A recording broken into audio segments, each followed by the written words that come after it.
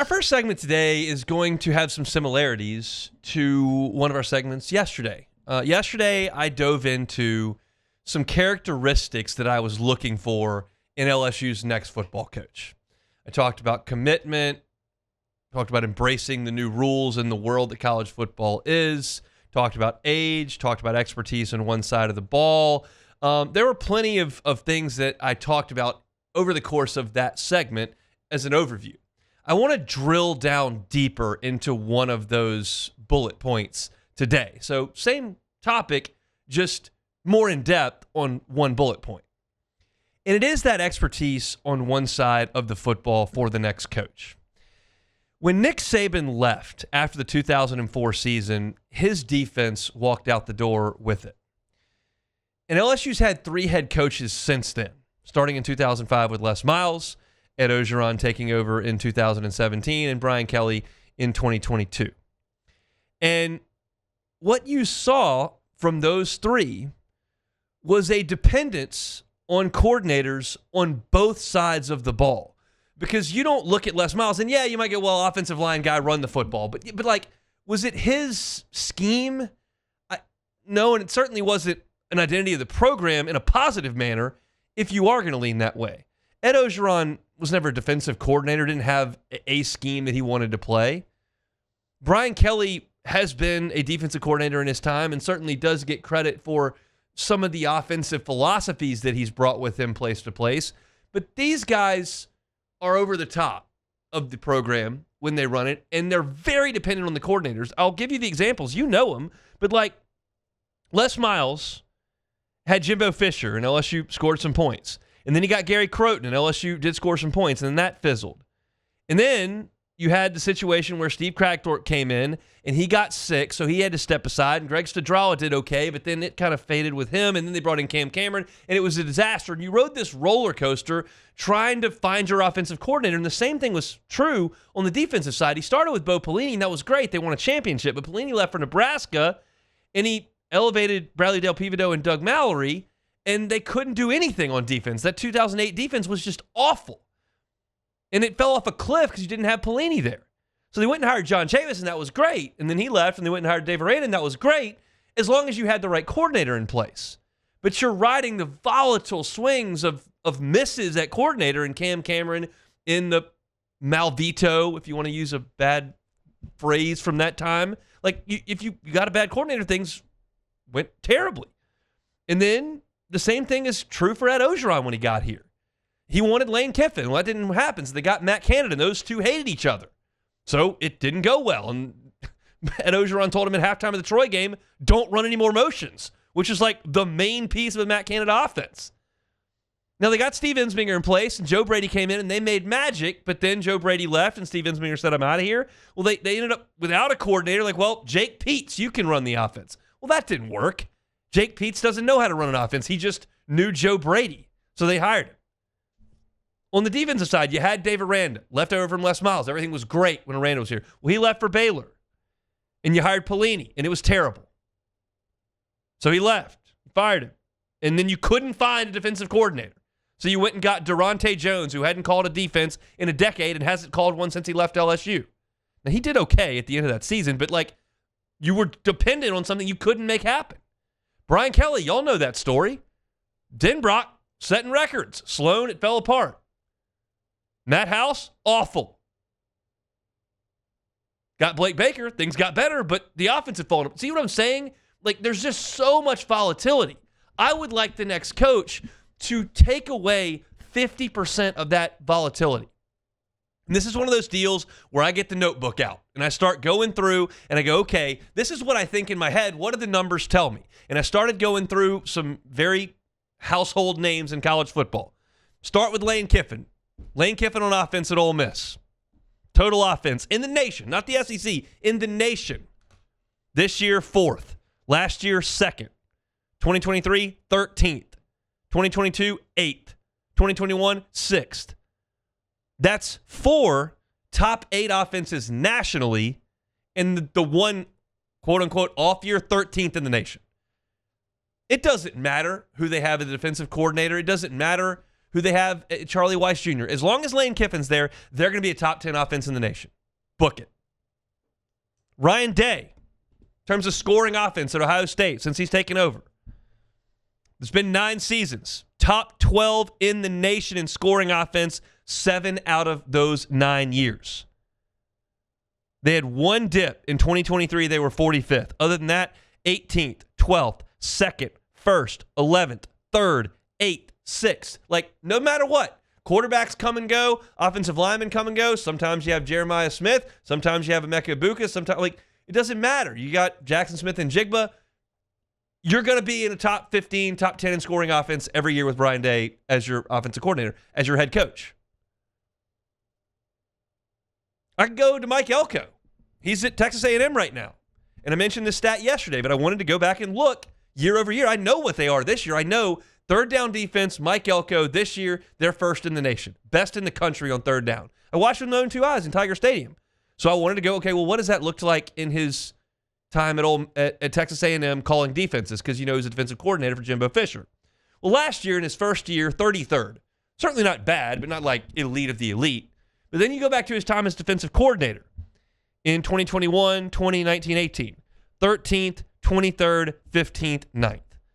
Basically, you take out his first year as a head coach when he inherits the roster, and you look at what he's developed and recruited in those 4 years. 1st, 13th, 23rd, 15th, 9th. You're going to be really good on third down when Mike Elko is calling your defense. You're going to be really good on third down. It's an identity that he takes pride in, that they're good at every single year. And he can have an offensive coordinator come and go, and you recruit this guy and that guy. And it's just really good every year because that's his side of the ball. He takes care of that. Now, I'm obviously looking right now. Those are all playoff teams, but it doesn't even mean playoff teams this year. Like, I could point to Josh Heupel. And I know he hasn't won anything of significance at Tennessee. They never beat Georgia. They haven't played for the SEC championship. They got blown out in the playoffs last year. Like, I get it, but keep in mind that Tennessee, for 15 years, post-Fulmer, stunk. Irrelevant, couldn't figure it out. Dooley, Pruitt, Butch Jones, whatever. Not good enough. But Heupel comes in, and no matter what, he's had a bunch of quarterbacks, bunch of running backs, bunch of offensive lines. In terms of rushing offense, you look at, in his 5 years, where Tennessee is ranked in rushing offense. This year, they're 7th in the league. I'll get to something in a second, because that's not great, right? Last year, 1st. The year before that, 1st. The year before that, 2022, 6th. Middle of the pack. The year before that, 3rd. So in 5 years, rushing offense, 1st, 3rd, and then a 7th and a 6th. Those 7th and 6th years literally led the SEC in passing.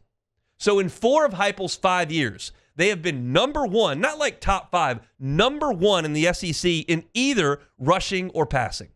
No matter what happens there, that's the identity program. We got it. Now, you could say, well, what if they won? Like, why would I want that? Well, there's something to be said for establishing a baseline and being really good at it. And Josh Heupel has done that, and LSU's been missing that. Let me look at 2 other examples here. It's a completely different world, but you'll understand the point that I'm making. Y'all know how low the lows go at Mississippi State. Like, they go really low. Sylvester Croom was 10-30 in SEC games at State. They have currently lost 17 of 18 league games. If you're not on top of your stuff at Mississippi State, the bottom can fall out in a hurry. You know who the bottom never fell out on? Dan Mullen and Mike Leach. Why? Because they had their offense. Now, Mullen had really good defensive linemen. Absolutely, no question about it. I'm not suggesting that all of Mullen's success is on his offense, but it is his offense, and they were good on offense. And you look at Dan Mullen at his time at Mississippi State, he was 33-39 in league games. Now, that doesn't sound good, but they've lost 17 of 18 right now. Croom lost everything, 0-8. Never happened under Mullen. They won 3 or more SEC games in 8 of 9 years. 3-5 at worst, 8 of 9 years. Mike Leach was 11-14 in league games. You look at the post-COVID years 2 and 3 for him, they were 4-4 in the league both years. Because they establish a baseline. That's the identity of the program. It's never going away. I don't have to rely on coordinators to make that happen. I make it happen. Because guess what happens with coordinators? They either get head coaching jobs because they're doing a great job, or you fire them because it falls apart. if you have one side of the ball that is yours, that you can take ownership in, that is consistent in your program, it establishes a baseline. And in a place like LSU, I want that because Les didn't have it, and O didn't have it, and Kelly didn't have it. Now, it is easier said than done. It's easier said than done.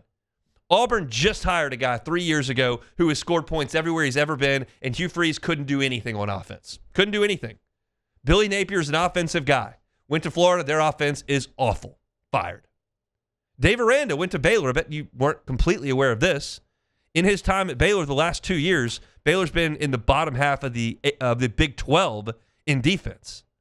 You would have thought hiring him from Baylor, well, they might not win. I don't know. I don't know if he can recruit. I don't know if he can get players to Waco. I don't know what they'll do on offense. But that defense, I promise you, they'll be good on defense. And they're not good on defense. They're bad on defense. So it's not a fail-proof method.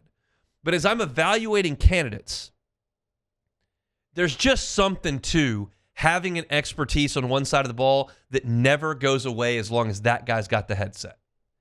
And I think that's a good thing for LSU. Now, Lane Kiffin checks all these boxes, obviously. But there are other guys that can do this. I mentioned Heupel. Like Jeff Brom is at Louisville, and wherever he goes, they tend to score points. That Louisville offense with Aiden O'Connor was really good at Purdue. Not Louisville. Purdue offense, Aiden O'Connell was really good that LSU played in the bowl game when he had left, and O'Connell left, and the number one wide receiver left, and their number one tight end had left. But they scored points at Purdue. They're scoring points at Louisville. It's Dan Lanning's going to have that defense at Oregon every year. You know the stories of Steve Spurrier and whatever, Saban, Kirby Smart. I looked at Kirby's defenses and 5th, 1st, 16th, 1st, 14th, 6th. Those are national numbers. Now I realize you look at the top guys in the sport, you're always going to get great results, and it's hard to find one of the top guys in the sport. But just something that if I was Verge Ausberry, I would keep in mind. Because if you have Les Miles as your coach, or you have Brian Kelly as your coach, or you have Dabo Swinney, who's a CEO guy. We talked yesterday about the Ravens hiring a special teams coach, and look, John Harbaugh's been pretty good there. But when you have a CEO of a head coach who is that reliant on coordinators, you have 100% liability and volatility. If you get the head coach in place that has his baby on one side of the ball, you kind of decrease that volatility by 50%. And in a place like LSU, if you can run a high baseline, you're going to spike more often than not. But LSU did spike under Brian Kelly on offense, and the defense fell out. And the defense was pretty good this year, and the offense is the second worst scoring offense in the SEC. Take away some of that volatility. Hire somebody who owns one side of the football. That's something that I would really like LSU to try to do. And you look around the country at a lot of different places, there's proof in that. It's one of those situations. I tell you all this all the time. Sometimes I go into the stat book and I start writing things down, and exactly what I think bears out in the numbers. And sometimes it reveals itself. This is what I thought. I went towards some names that popped in my head of like they do that for their program. And you look at what they've done. Heupel's elevated Tennessee. Kiffin has elevated Ole Miss. Ohio State, pretty damn good. Right now, Texas A&M looks pretty good. Now, I gave you the examples of the guys that didn't work out. Napier, Freeze, Aranda. Like, it's not a foolproof plan, but it's something I'd like LSU to look into. Hey, thanks for watching Hunt on LSU. Before you get out of here, do us a couple of favors. Hit that like button, leave your comments below, and subscribe to the channel for all your Fighting Tiger football talk. See you next time.